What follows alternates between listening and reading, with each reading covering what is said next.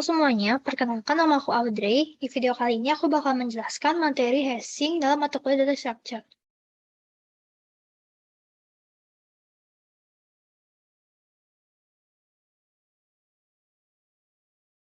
Ini buat definisinya mungkin boleh dibaca dulu aja. Jadi aku bakal ngejelasin beberapa hal yang penting. Jadi dalam sebuah hashing itu, kita tuh bakal ada yang namanya keys. Nah, di mana keys ini tuh adalah data-data yang kita punya. Kalau di sini berarti keysnya itu adalah string ya. String dalam nama James, Alan, Bill, sama Susan.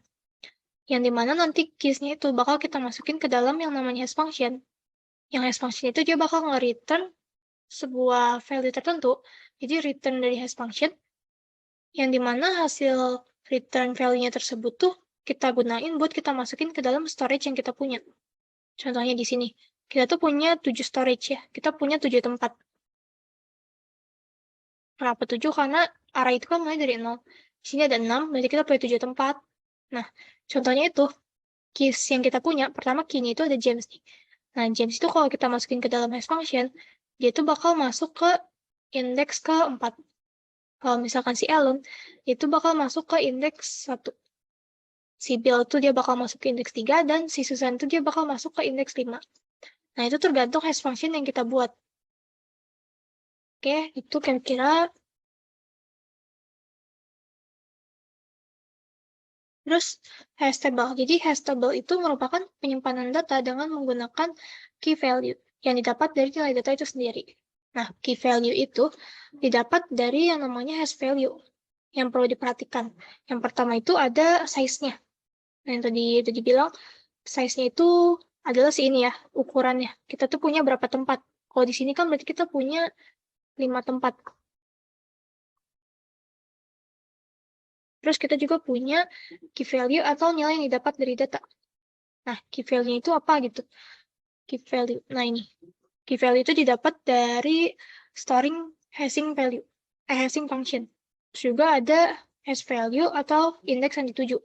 Indeks yang dituju itu misalkan indeks 0, indeks 1, indeks 4, atau indeks 3 gitu. Nah, contohnya di sini, kita punya key nih, key apple. Nah, key apple ini kita masukin ke dalam hash function. Terus, di dalam masukin hash function, dia itu bakal nge-store yang namanya keys value. Nah, yang dimana keys value ini nanti bakal kita gunain buat kita tuju ke sini, ke hash value-nya. Nah, contohnya itu berarti indeks 3 gitu. Oke, terus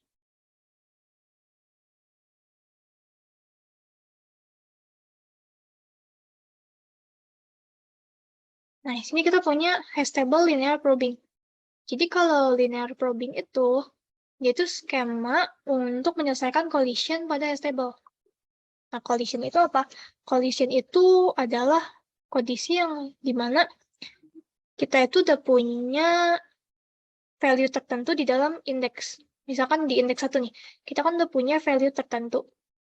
Nah, berarti ntar kalau kita mau masukin data lagi, yang dimana dia itu bakal masuk ke indeks 1, dia itu bakal terjadi yang namanya collision.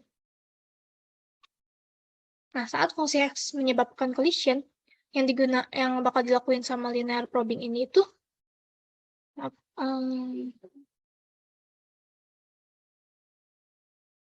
yang bakal dilakuin sama si linear probing ini, dia itu bakal mencari lokasi bebas terdekat. Nah, maksudnya itu apa? Lokasi bebas terdekat itu, ini bakal selanjutnya. Nah, kayak gini ya, untuk insert metodenya nih, buat yang linear probing. Pertama nih, kita tuh punya 76. 76 itu adalah key-nya. Kalau rumusnya, pertama kita tuh lihat rumusnya dulu aja deh. Nah, rumusnya itu kan ini kan. Rumusnya itu adalah si hash function-nya berarti. Berarti hash function-nya itu di sini adalah key-nya di modulo sama size-nya kan. 7 itu kan size-nya. Nah, ini kan ada 0 sampai 6. Berarti size itu 7. Berarti key di modulo sama size bakal menghasilkan indeksnya. Gitu. Contohnya, di sini kita punya key-nya itu 76. Berarti ini kan 76 di modulo sama 7. Nah, dia itu bakal menghasilkan 6. Makanya di sini kenapa si 76 itu dia bakal masuk ke indeks 6. Lanjut, 93. 93 kita modulo sama 7. Yaitu bakal menghasilkan 2. Makanya sini kenapa 93 masuk ke indeks 2. Juga kita masukin 40 nih. 40 modulo 7 dia bakal menghasilkan 5.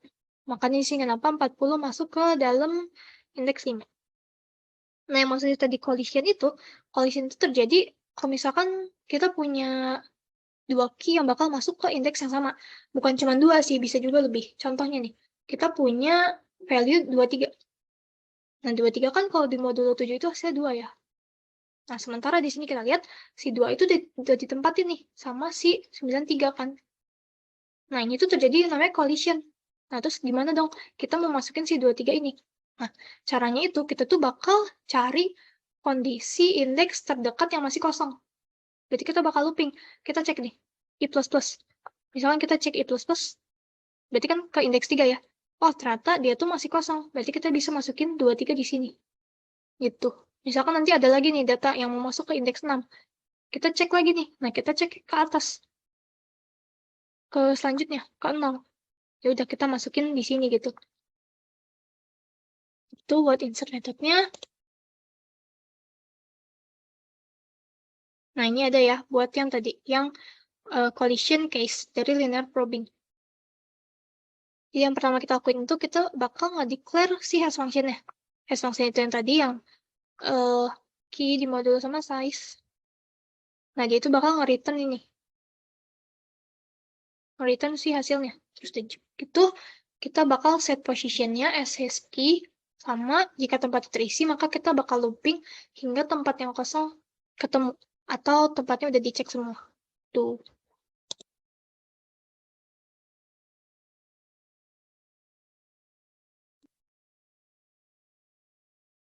Nah, ini buat searching methodnya. Jadi searching methodnya itu yang pertama kita bakal declare hash function, terus juga set position, terus kita bakal ngelakuin looping. Nah, ini yang penting. Jadi dalam looping ini kita itu ada 3 case. Yang pertama itu kalau datanya ketemu. Kalau datanya ketemu ya udah kita berhenti aja gitu kan. Udah gitu, kalau datanya nggak ketemu, maka kita bakal indeks plus plus. Kita cek lagi gitu. Terus yang terakhir itu kalau posisinya itu sama dengan size, maka loopnya itu bakal berhenti. Maksudnya itu posisi sama dengan size itu berarti kalau misalkan posisi kita itu udah berada di tempat maksimal gitu. Misalkan kan kita punya 7 data kayak tadi ya.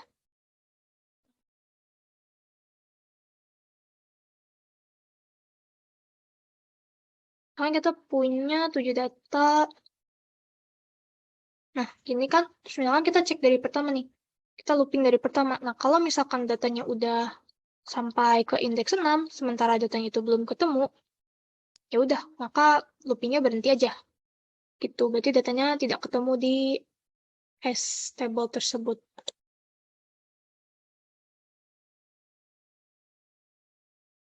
Nah, ini buat delete metodenya, buat yang linear probing.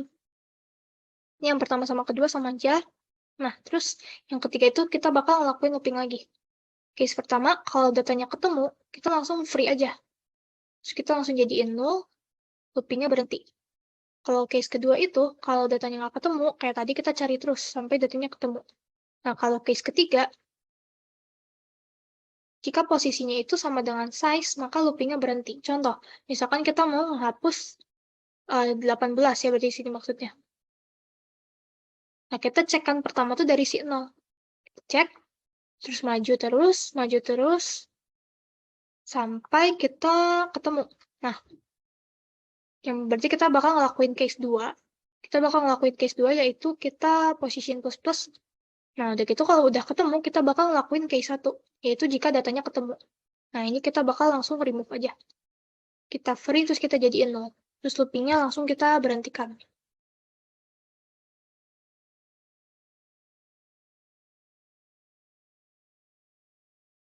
Terus, nah, tadi tuh kan kita udah membahas hash table yang linear probing. Sekarang kita bakal ngebahas yang chaining. Kalau chaining itu, kita juga sama nih, untuk menyelesaikan collision pada hash table. Kalau dalam skema ini tuh, setiap sel menyimpan satu pasangan.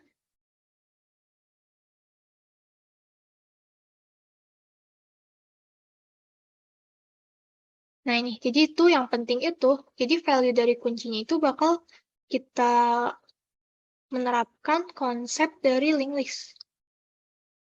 Contohnya nih, kalau dalam linear probing itu, kalau misalkan kita terjadi collision nih, kalau terjadi collision kan berarti kita bakal nge-looping terus sampai kita bertemu sama indeks yang masih kosong.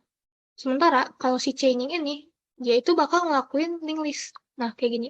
Misalkan ada 3 data berarti sini, 3 data yang bakal menempati indeks 0. Nah, kalau dalam linear probing kan tadi kita nggak bisa nih ngelakuin kayak gini. Nggak bisa kita masukin ke indeks 0 semua. Nah, kalau dalam chaining, kita itu bisa ngelakuin itu.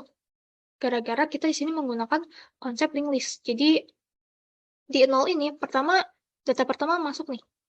Udah gitu ketemu lagi indeks 0. Ya udah, kita jadiin linked list aja. Masukin lagi, linked list lagi, masukin lagi. Gitu. Makanya nanti kenapa di setiap indeks itu bakal ada linked listnya. Berarti sini bakal ada, ini kan ada head-nya, terus ini juga ada tail-nya. Berarti sini bakal ada 6 head sama ada 6 tail. Gitu. Oke, terus.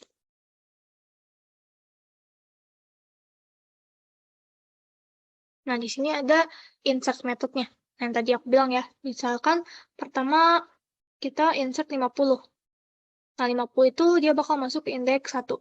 Ini tuh masih sama ya kayak yang tadi ya. Berarti kan key di modulo value, di modulo size,